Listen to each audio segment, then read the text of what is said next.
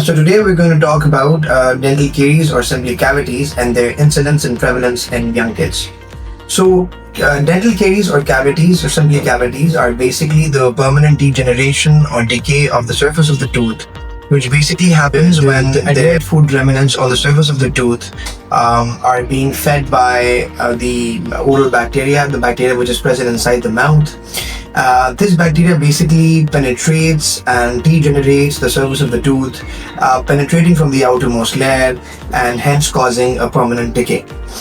So initially what we find on the surface of the tooth is basically a white or a gray spot, which transiently turns into a black spot and then eventually becomes a black hole.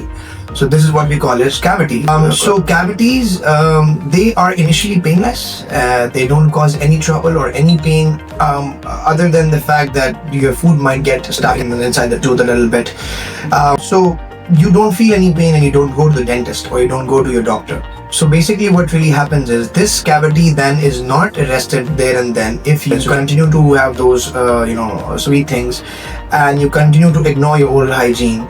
This bacteria on the particular tooth will eventually penetrate inside the tooth surface and will eventually invade the thirdmost layer known as the dental pulp. And when bacteria or the cavity reaches the third layer or the dental pulp, that is the time where you start having a lot of pain. So why is it happening? It's happening because these days the kids are having a lot of the sweet and processed foods. They're not brushing twice a day. They're not rinsing after having any sweet thing. And these days, we do also see a routine pattern of children being not very disciplined with their brushing, not being very disciplined with their oral care routines. So I urge all the parents to make sure that their children brush twice a day.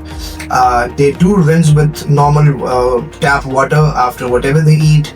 And they do get dental checkups every 6 months to avoid cavities, so that they can have an early detection of those slowly growing painless black spots or cavities, and then which can eventually let them avoid costly and expensive treatments and painful treatments.